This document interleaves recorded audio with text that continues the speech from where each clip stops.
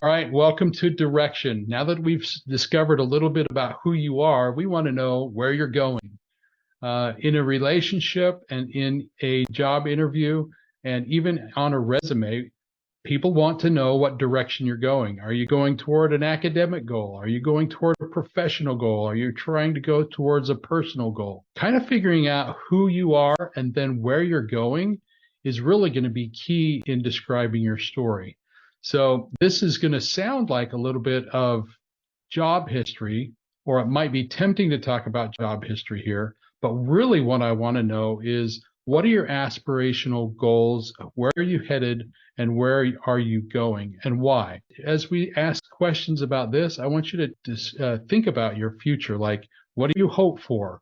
Where do you want to go? Where is your career going to end? A lot of the questions in a first interview will be like, where do you see yourself in 5 years? Who do you want to serve most is a good question.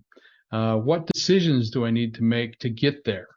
And what kind of skills do you need to develop to get there? How do you want to be remembered is a good way to post a cement concrete block out in the wet cement so that you can figure out where you want to going. So this one, we don't want you dreaming in the middle of the interview or in the resume. We want some concrete hardened around some of those points. So that's what we're going to do here.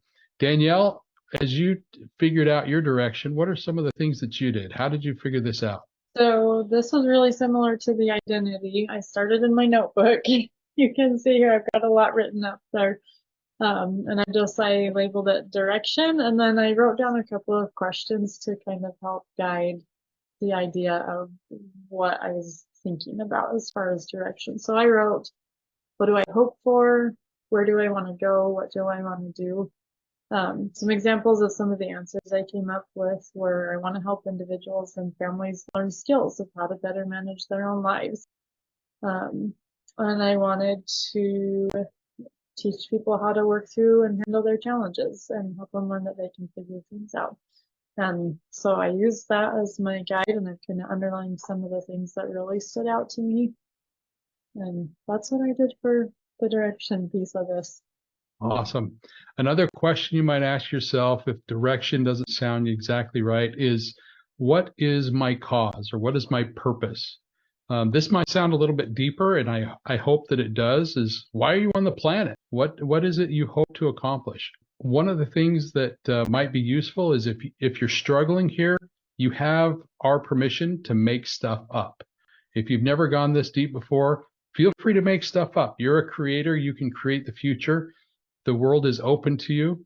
Make a decision about what it is. Go ask other people what they see and try different things on. Having this in your mind, at least some idea of what direction you want to go, even if you don't have an end goal, is going to serve you so well as you show up on paper and in person about where you want to go. They're going to want to know what you think about your future. Yeah, Steve, and I would also add an idea that I have for people answering their direction piece of this is that if they don't know what they want yet and are not quite ready to make something up, that they could start by identifying what it is that they don't want so that they can start narrowing in. Like if you don't want to eat grasshoppers, that's good to know.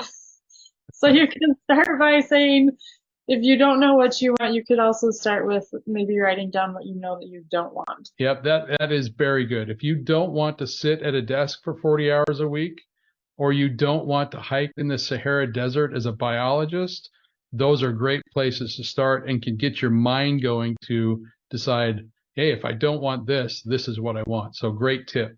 Good job, Danielle. Thank you. Spend some time here because this is going to be very, very helpful when you begin to describe yourself, when you begin to look for opportunities for employment. This will become the story and the hook that is going to connect you with others. As they hear your story, they'll have interest in your story and want to be part of your story. And that's when the offer is going to come.